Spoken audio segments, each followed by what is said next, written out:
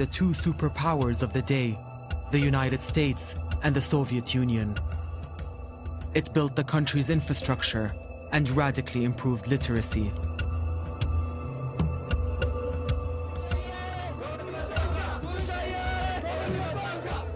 But in 1977, Bahrain made a move to take the Ogaden region, which was majority Somali, from his neighbor, Ethiopia.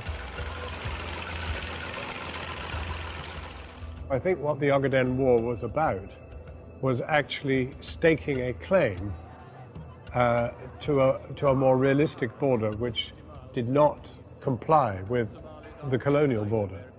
The colonial border was the line across the map. The real border was what the Somalis tried to establish. And of course, you remember, it was a very strange war because Siad Barre pretended